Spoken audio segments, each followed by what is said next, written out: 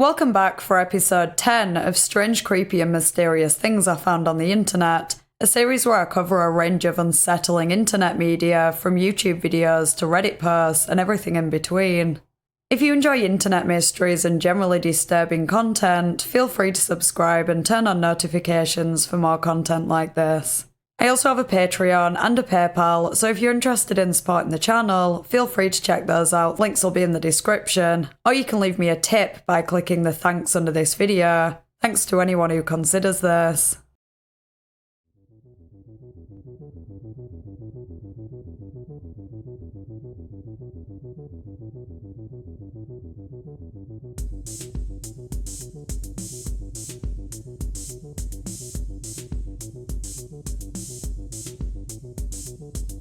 You can head over to my Patreon for an uncut version of this video, which features a whole extra entry that was unsuitable for this cut. Last month, a 4chan user made a post on the paranormal board titled, "Facing Super 8 Static." I feel the need to clarify that someone sent me this. I don't browse 4chan myself, unless I have an unavoidable reason to, because from what I've seen it's an absolute cesspit. Anyway, the post read, "Hello X. While talking with my friend, they sent me a video of their TV, zooming in on a face surrounded by static. They're residing in Super 8 Hotel with channels 1 to 68, yet they found an unnamed channel 73. The top right corner of the video says, Plus TV, which appears to be a now defunct Finnish broadcasting service. There's no sound and the TV manufacturer is Samsung.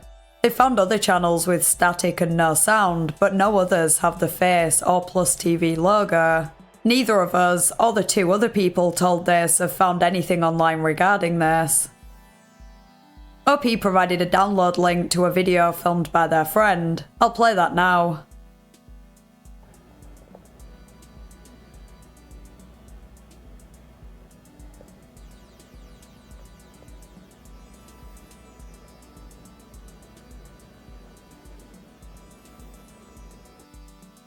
As you can see, channel 73, which shouldn't even exist according to the list of channels provided by the hotel, shows an expressionless face in the middle of static.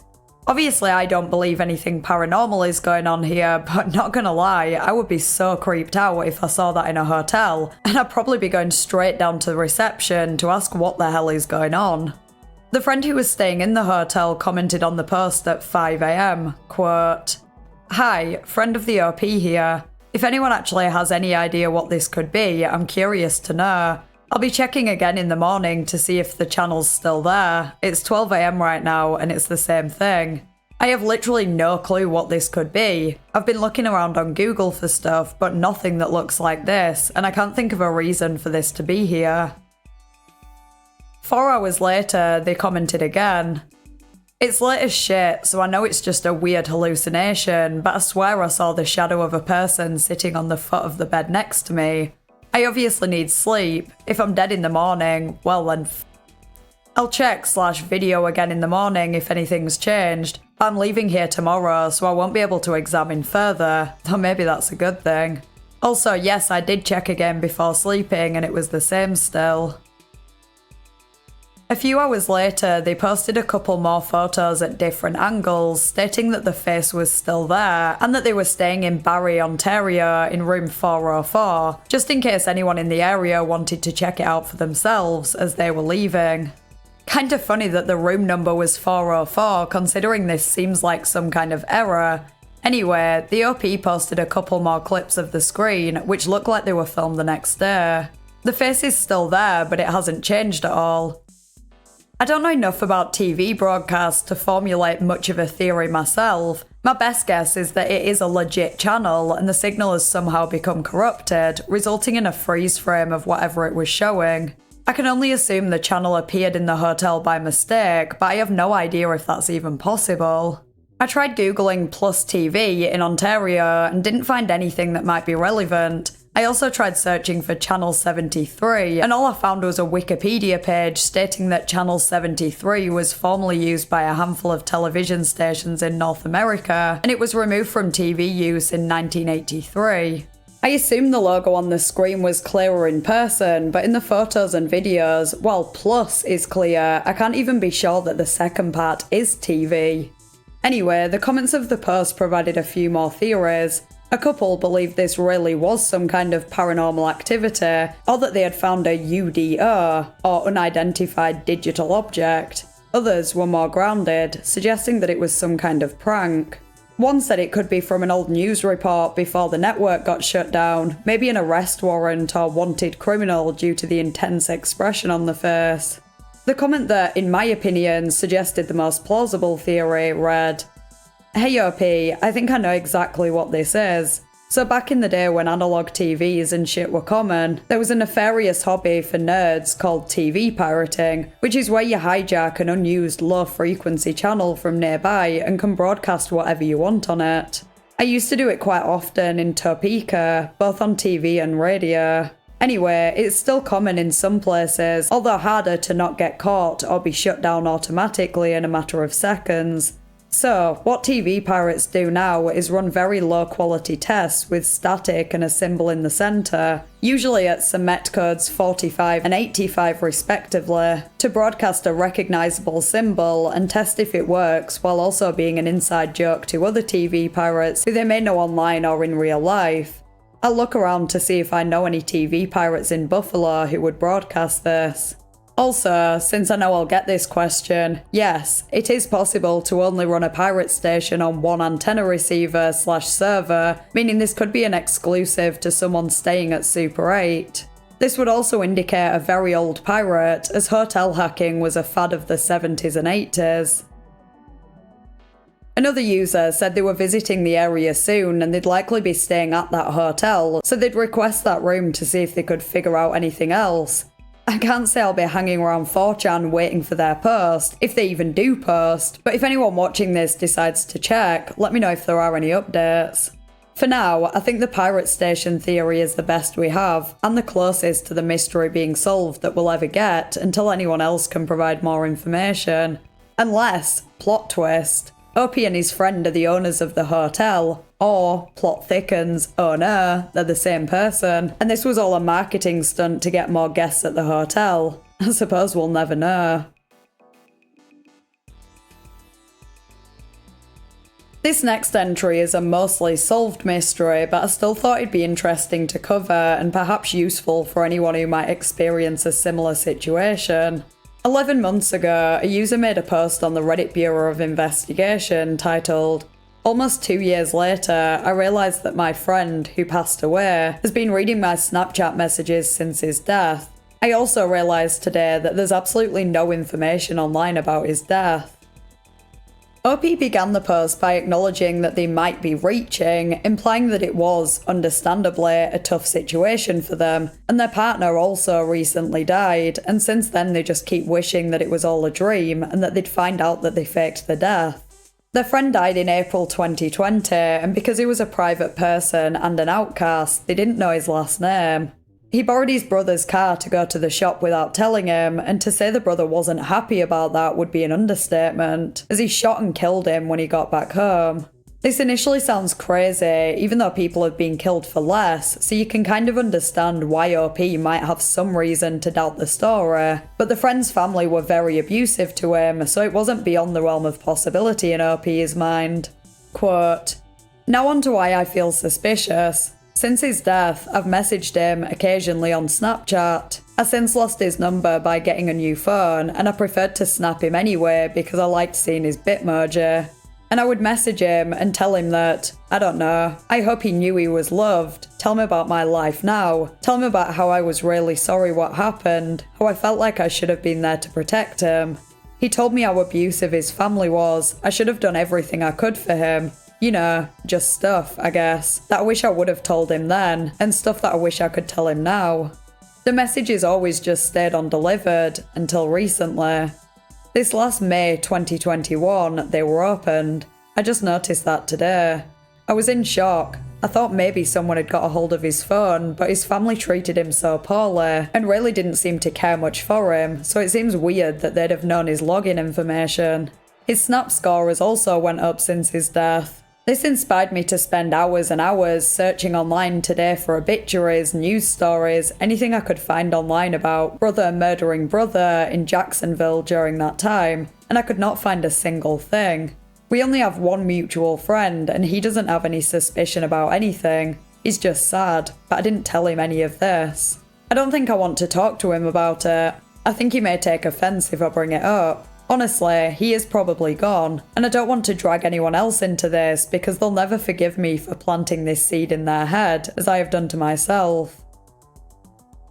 So OP had decided to post on Reddit with hopes that someone could help them find some information online that would confirm their friend's death so they could get the closure they needed. I'm lucky enough to have never known anyone who has been murdered, so I can only imagine how hard it would be to accept. I think I'd probably feel similar to OP in their situation. I too would probably cling on to any sign that there may have been some kind of mistake and my friend was still somehow alive. It's certainly strange that OP can find no record of their friend's death, especially considering it was a murder. You would assume that there'd have been news articles at the time and possibly more later covering the trial. This caused some to question whether OP had been lied to, suggesting that the friendship wasn't as great to him as it was to OP, and so he might have faked his death to get out of the friendship, which does sound a little extreme, but a couple of users shared similar stories, albeit with people they'd met online, rather than close, in-person friends. Given that the friend lived so close to OP, this seems quite unlikely, unless he moved and faked his death to escape his family rather than the friendship and thought it would be too risky to tell OP. If that was the case, it would seem plausible that the other mutual friend knew more than he was letting on. After all, he was the one to tell OP what had happened, even more so after OP said this in the comments.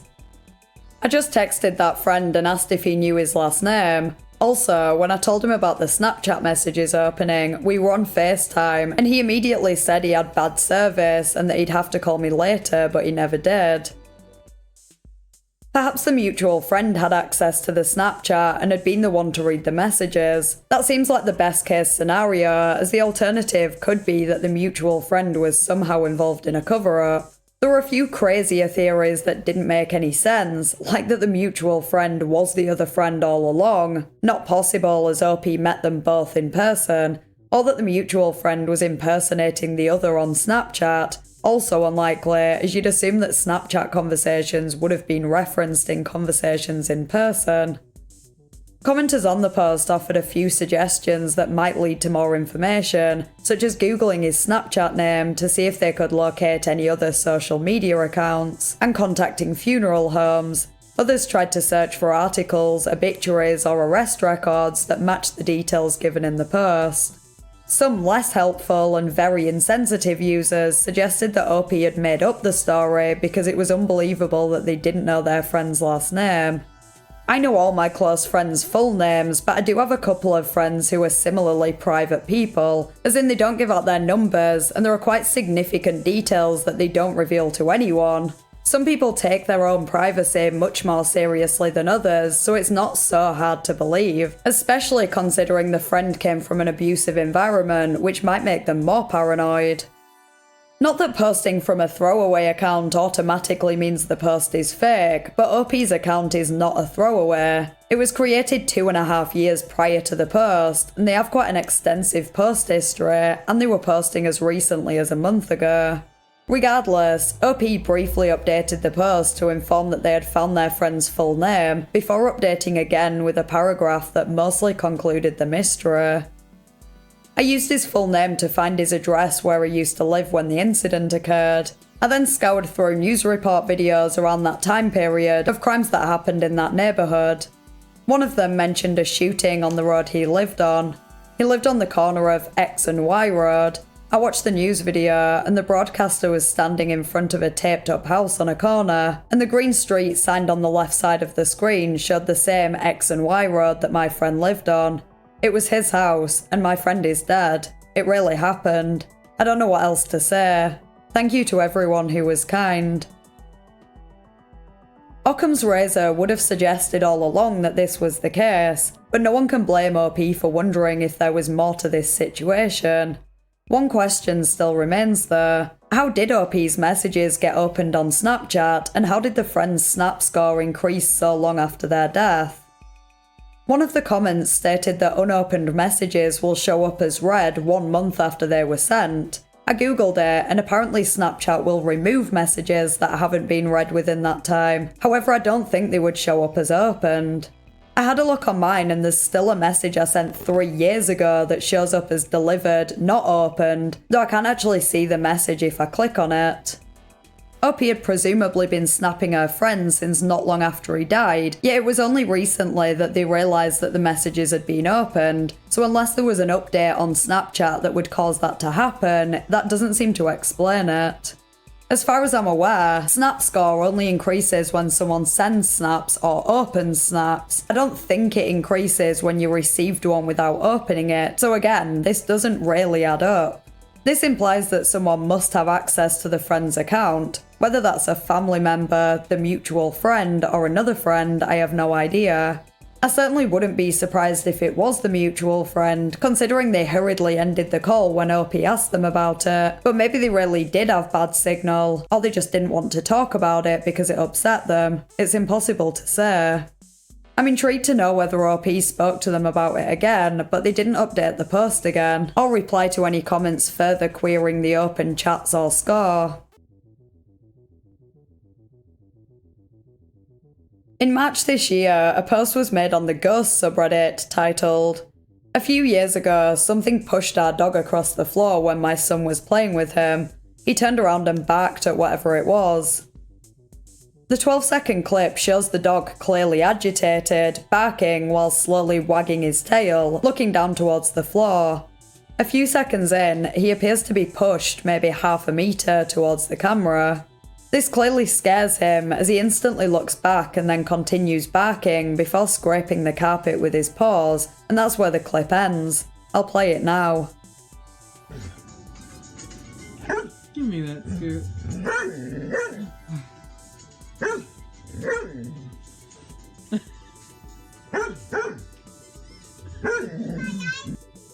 OP provided some context in the comments. To clarify a couple of things, this is just one of many videos recorded over the years of my kids and fur babies playing. Nothing unusual was done to it. You can hear my son kinda laugh when Tucker slides across the floor. He really didn't even think anything about it till we all watched it and we were like, what the fuck? He clearly reacted and started barking at whatever made him move like that. He is the best boy ever. We adopted him from the shelter when he was 3 months old, and he will be 13 this May. Also, you can hear my son say, "Give me those scoops." He is referring to the piece of dog food on the floor. Tuck likes to bring pieces of it in the living room and play with it. My son was acting like he was going to grab the piece of food. Anyway, I just wanted to post it to see what y'all thought was happening in the video. All the years that we have had him, he has never moved like that. He hasn't ever done it again either. We moved out of that creepy house a few years ago and haven't experienced anything weird since, but we definitely had something else living there with us. It was a lady about the same height as me and my middle daughter. She had the same dark brown hair as well. One night I was sitting in the living room reading on my iPad.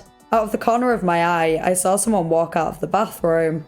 I thought it was my daughter, and I went to go check on her because it was like 3 AM and she was totally asleep in her loft bed. I freaked the f out. I hadn't mentioned it to my husband because he was asleep at the time. The next night, I was in the kitchen talking on the phone and cleaning up from dinner. My husband was in the very back bedroom talking to my girls. When you walk down the hall, you passed our master bedroom on the left. He came in the kitchen and he was pale looking, like all the colour drained from his face. I was like, "What's wrong? Are you okay?" He said, "I don't know what to think. I was walking past our bedroom and I thought that you was standing next to the bed. But at the same time, I literally heard you laughing on the phone up at the front of the house." I was really freaking out and told him what had happened the night before. I'd absolutely never had anything like that happen to me before. Him either.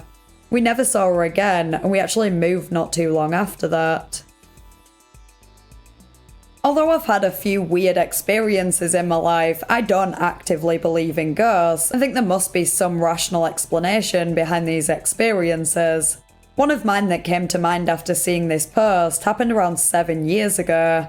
I was in a park near where I lived at night with a couple of friends and one of their dogs. We heard footsteps approaching the shelter and tapping on the glass behind us, but when we checked, no one was there. The dog kept going around the back of the shelter and barking, and at one point as he was walking back around, we saw his back leg rapidly move out to the side, as if something we couldn't see had pulled it out from underneath him. He reacted the same as the dog in this video, looked back, clearly shocked, and continued barking. Needless to say, we noped the out of there, and I don't think I've been back there in the dark since. As I said, I don't really believe in ghosts, so while that incident certainly creeped me out at the time, I'd have to assume it was some kind of shared delusion, or there was another explanation I can't think of.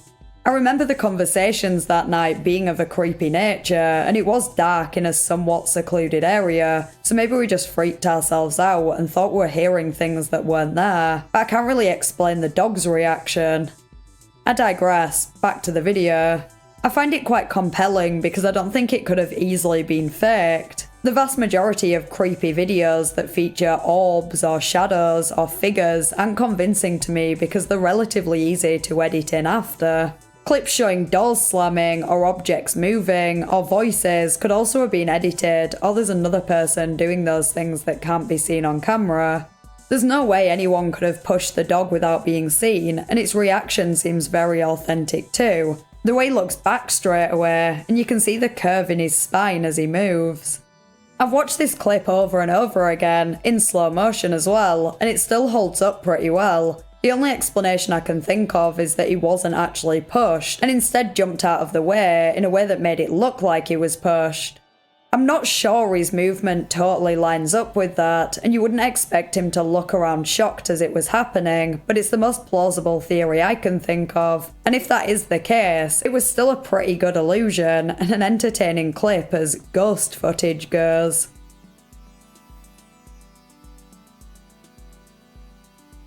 I'd be interested to hear your thoughts and theories in the comments, plus any suggestions you might have for a future episode of Strange, Creepy and Mysterious Things. If you enjoyed the video, please consider liking and subscribing, and leaving a tip by clicking the thanks under this video. Huge thank you to my patrons, whose names are on screen now. I really appreciate your support. Thanks for watching, and I'll see you next Thursday in a new video.